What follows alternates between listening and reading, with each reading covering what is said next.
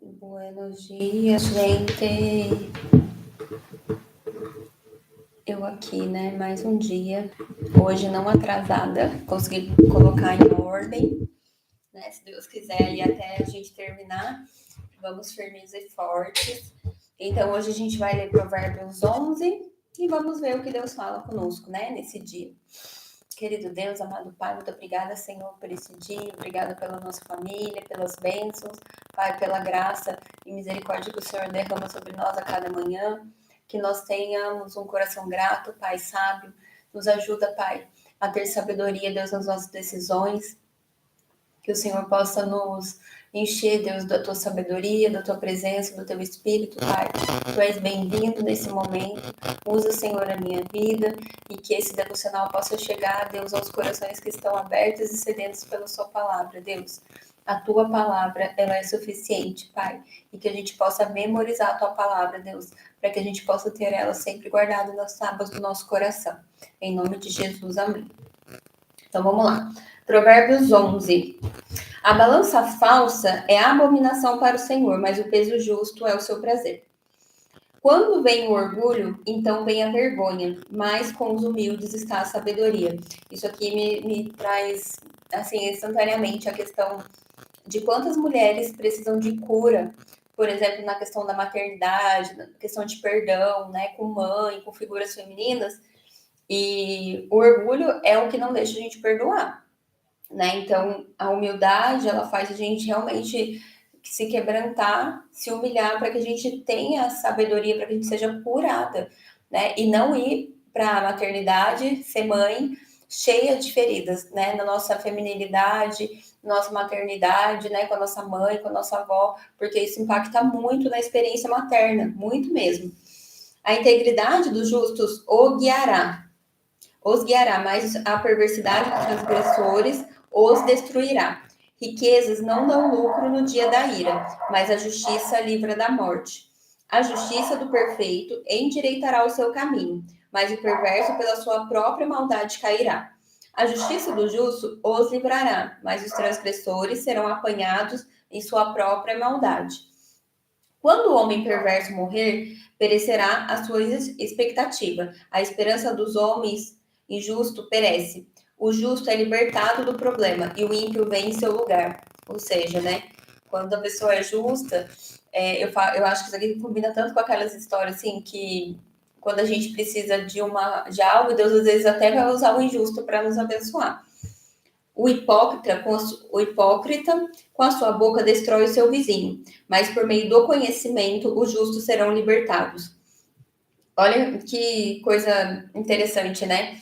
Que a libertação também está ligada à sabedoria e ao conhecimento, né? Às vezes a gente tem alguma área da nossa vida que a gente é presa a vida toda, uma rejeição, né? Um complexo de inferioridade, baixa autoestima, é uma coisa que também chega junto ali, às vezes, com a mulher na gestação, no puerpério, né? E a gente entender isso é bem importante, de que buscar sabedoria pode nos dar uma resposta que a gente precisa para ser liberto. Quando tudo vai bem com o justo, a cidade se regozija.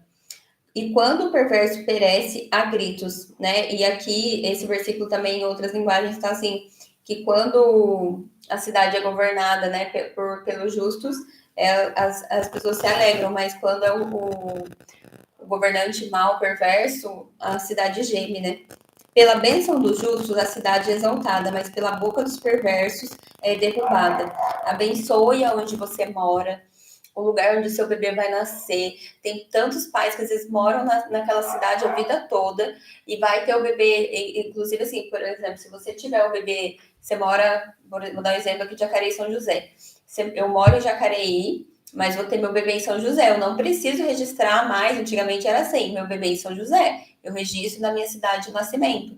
E tem muitas pessoas que rejeitam a sua cidade, preferem registrar o bebê na cidade vizinha, porque a cidade vizinha é melhor, né? Então a gente já ensina uma coisa ruim, né? Que a gente precisa abençoar e honrar a cidade onde a gente mora. Eu já fui, na verdade, eu já ainda sou, né? Porque Deus vai trabalhando em mim.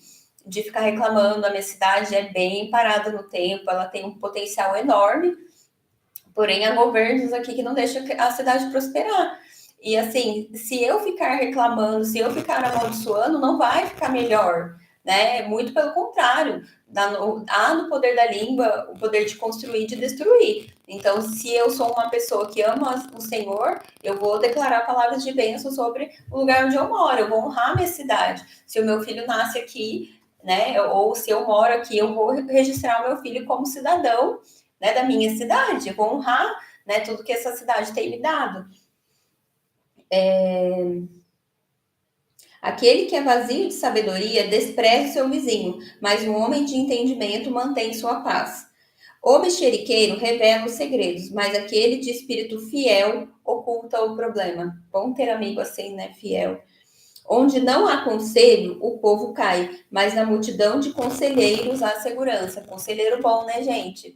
Por isso que governo tem toda uma estrutura, né, para que você não tenha o poder sobre uma pessoa só, né? Porque o papel, por exemplo, do legislativo, né, dos governos, dos vereadores, câmaras, senadores, é pautar a decisão, né, para que represente a população, né, que não seja uma pessoa só, né, decidindo, né, mas eu não sei o que vai acontecer com o nosso país.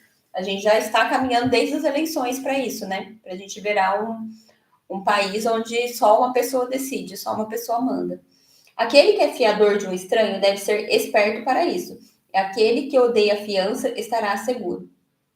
A mulher graciosa retém a honra, e os homens fortes retêm riquezas. Tem um livro que eu gosto bastante, inclusive na aula de preparo para o parto, tem uma aula que eu falo sobre o livro Em Busca da Alma Feminina, que é um livro que eu chorei muito, assim, mas muito mesmo. Parecia que eu estava tendo um treco quando eu li esse livro, porque ele falou muito ao meu coração. E uma das coisas que mais me marcou é que ele fala que a mulher, ela veio com essa graciosidade, com a nossa beleza, né, do fato da gente se arrumar, da gente naturalmente querer estar bonita e ficar bonita e ser realmente bonita, a gente revela a beleza de Deus, a doçura de Deus, a graciosidade de Deus, né? Uma mulher graciosa retém a honra. E essa é a nossa essência feminina, né? A gente veio para trazer beleza e doçura ao mundo. O homem veio para trazer força e segurança, proteção, provisão, né? Então, o homem e a mulher têm papéis diferentes de acordo com aquilo que Deus fez, né? Então, é engraçado. Ó, e os homens fortes, né, retêm riquezas. O homem misericordioso faz o bem para a própria alma, mas aquele que é cruel perturba a sua própria carne. Olha que mensagem forte, né? E você vê assim, eu não sei se vocês conhecem alguém assim, sabe aquela pessoa de coração duro mesmo? Por exemplo, se alguém fez alguma coisa para ela, ela nunca mais conversa com a pessoa, ela despreza, ela não fala mais, tem uma dificuldade muito grande para perdoar. Geralmente essas pessoas, elas não têm uma boa alma, elas não são felizes, porque isso está totalmente ligado, né? A pessoa que ela guarda o perdão para ela, ela não libera o perdão, ela vai liberando a amargura, uma água amarga, e a vida da pessoa não vai ficar boa. Né? Ela pode até tentar ignorar aquilo que vai vir sobre a alma dela, mas vai chegando um tempo que vai ficando cada vez mais doloroso, mais difícil a vida sem perdoar, né? Carregando ali dores pelo resto da vida. O homem misericordioso, isso que eu já li. O perverso trabalha em uma obra enganosa, mas para o que semeia a justiça haverá recompensa certa. Como a justiça tende à vida, assim o que segue o mal persegue a sua própria morte. Né? Isso fala muito em Provérbios, né? Que a sabedoria nos leva à vida e a tolice, né? Escolher o mal é a morte.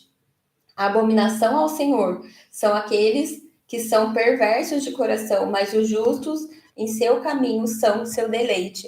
Né? Eu acho tão bonita essa palavra de Deus se deleitar, é como se assim ele pensasse em nós e houvesse uma grande paz no coração dele, né, em relação aos seus filhos, né?